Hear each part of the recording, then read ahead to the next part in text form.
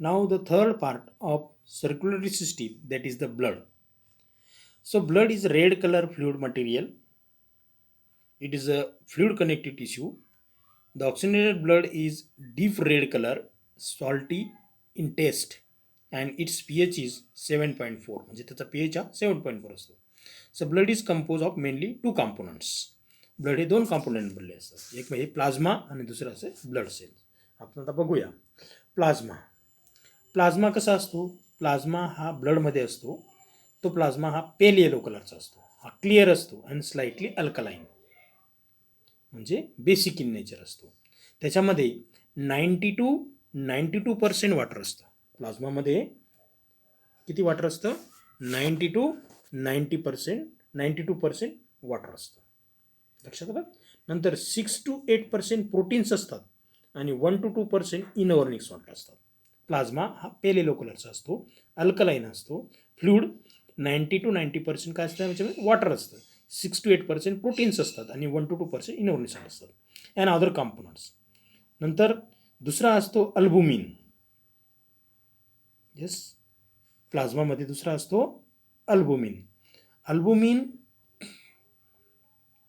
Distribute the water all over the body, म्हणजे पाण्याचं विभागणी करण्याचं काम असतं. नंतर ग्लोब्युलिन असतात, याचं काम असतं प्रोटेक्शन, संरक्षण करणं. नंतर फायब्रिनोजिन अँड प्रोथ्रोम्बिन हे जे घटक असतात, this contents helps in blood clotting process. Blood clotting process, ज्यावेळेस आपल्याला काही लागते, जखम होते, त्यावेळेस रक्त त्या ठिकाणी आपलं निघतं आणि ते बंद होण्याचं काम त्या ठिकाणी फायब्रोनोजिन आणि प्रोथ्रोम्बिन हे करत असतात. नंतर त्यानुसार इनऑर्गॅनिक आयन जर असतील, इनऑर्गॅनिक आयन्स म्हणजे कोणकोणते आहेत? कॅल्शियम, सोडियम, पोटॅशियम हे इनऑर्गॅनिक आयन्स आले. कॅल्शियम, सोडियम, पोटॅशियम यांचं काम आहे control the function of muscles and nerves. So this is the function of plasma in the blood. Second असतं त्या ठिकाणी ब्लड सेल्स. ब्लड सेल्स आता हे 3 प्रकारचे असतात. एक म्हणजे RBC, दुसरं WBC आणि तिसरं प्लेटिलेट्स. आता RBCS म्हणजे त्याला आपण म्हणतो रेड ब्लड कार्पोसल्स. आपण ऐकलेलं आहे red blood corpuscles. So small circular enucleated cells. These cells appear red due to haemoglobin. हे रेड कलरचे गोल सेल असतात आणि ते रेड कलर त्यांना कशामध्ये येतो? हिमोग्लोबिनमध्ये. आता हिमोग्लोबिन म्हणजे काय? त्याच्यामध्ये आयर्न जास्त असतो. तर आयर्नमुळे त्या हिमोग्लोबिनला कलर हा रेड असतो, म्हणून ते RBCला आपण नाव दिलं red blood corpuscles. So oxygen dissolve in blood due to haemoglobin. त्या हिमोग्लोबिनमध्ये ऑक्सिजन डिझॉल्व होतो. याच्यात 50 to 60 lakh RBCs are present in each cubic millimetre of blood. म्हणजे 1 क्युबिक मिलीमीटर ब्लडमध्ये 50 to 60 lakh हे रेड ब्लड सेल्स असतात. Red blood cells are produce in red bone marrow and live for about 100 to 127 days. म्हणजे हे RBCs असतात, या bone मॅरोमध्ये, रक्तातला भाग असतो तो बोन मॅरोमध्ये तयार होत असतात आणि ते कमीत कमी 100 ते 127 दिवस त्या ठिकाणी राहू शकतात.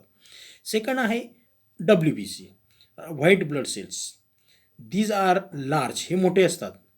न्यूक्लिएटेड, याचं न्यूक्लियस असतं. अँड कलरलेस सेल्स, हे कलरलेस असतात. त्यांचा नंबर्स असतो 5000 to 10,000 white blood cells are present per cubic millimetre of blood. म्हणजे एका क्युबिक मिलीमीटर ब्लडमध्ये हे 5000 ते 10,000 यांची संख्या असते WBC. 5 टाईप्स ऑफ WBC असतात ब्लडमध्ये.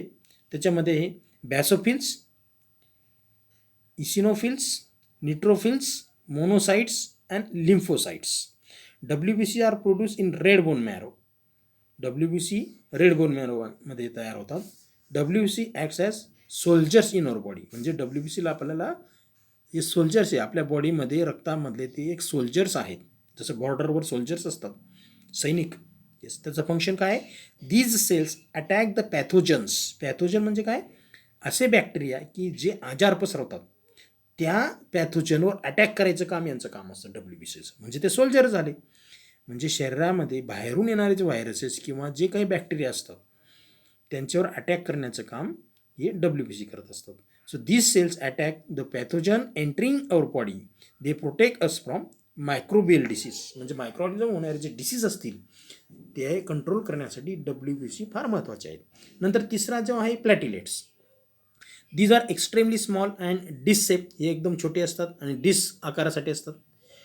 2.5 to 4 lakh platelets are present in per cubic of blood, म्हणजे 1 क्युबिक मिलीमीटर ब्लडमध्ये 2.5 to 4 लाख एवढे प्लॅटिलेट असतात. त्यांचं फंक्शन काय आहे?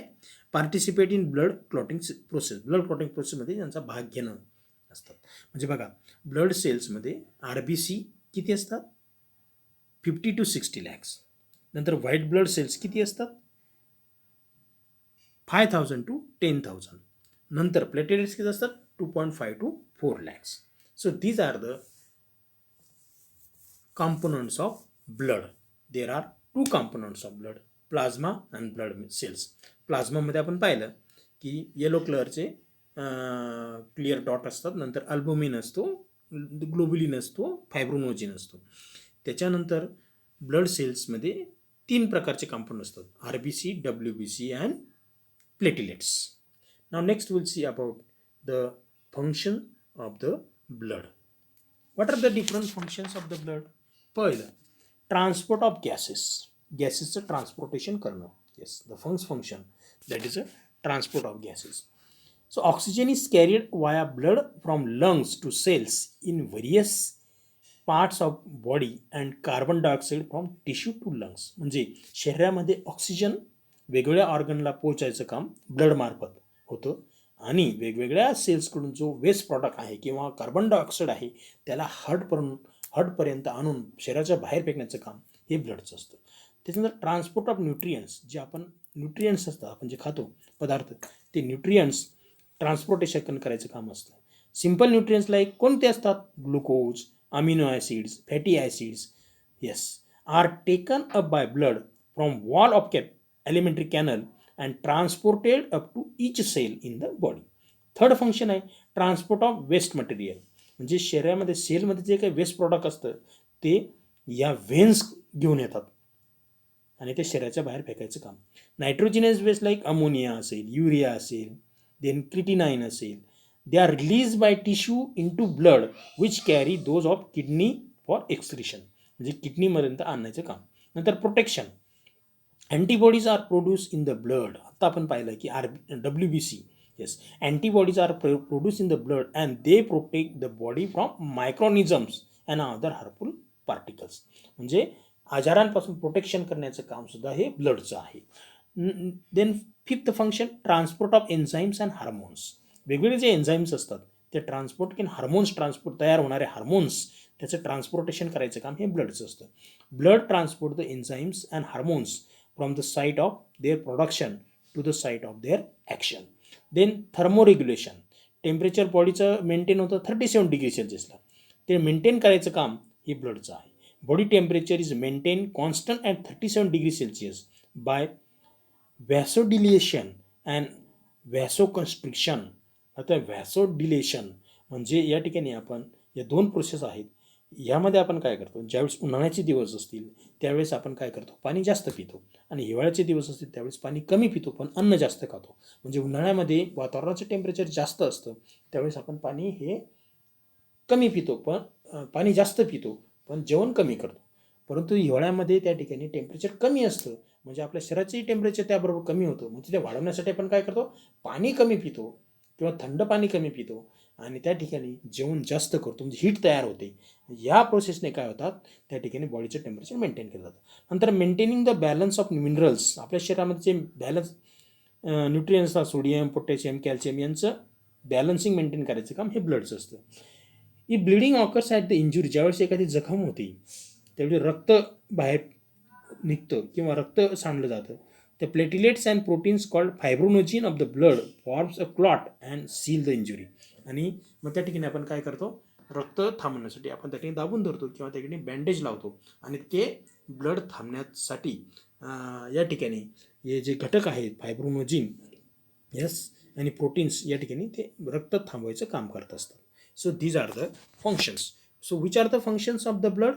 That is the transportation of gases. ते तुम्हाला माहिती आहे, oxygen, carbon dioxide. Transport of nutrients, कोणते न्यूट्रियन्स आहे, ग्लुकोज असेल, अमोनिया असेल. ट्रान्सपोर्ट ऑफ वेस्ट मटेरियल असतील म्हणजे अमोनिया असेल किंवा नायट्रोजन वेस्ट असतील. प्रोटेक्शन असतात, त्यांच्या transport of enzymes and hormones, वेगवेगळे एन्झाईम्स अँड हार्मोन ट्रान्सपोर्ट करायचं काम ब्लड करतं. देन थर्मोरेग्युलेशन, बॉडीचं टेम्परेचर 37 पर्यंत मेंटेन करायचं काम हे ब्लडचं असतं. नंतर maintaining the balance of minerals, sodium potassium काय जेवढे मिनरल्स असतील त्यांचं बॅलन्स मेंटेन करायचं काम ब्लड करतं. ही ब्लिडिंग ऑकर, ज्यावेळेस रक्त सांडलं जातं किंवा जखम होते, इंजुरी होते, that time platelets and protein called fibrinogen of the blood form a clot and seal the injury, त्या इंजुरीला सील करायचं काम हे दोघं करत असतात. So these are the functions of the blood. So today these are the topics that we have studied. You draw a diagram of human heart and write the difference between arteries and veins, and then again write the function of the blood. Thank you. Have a nice day.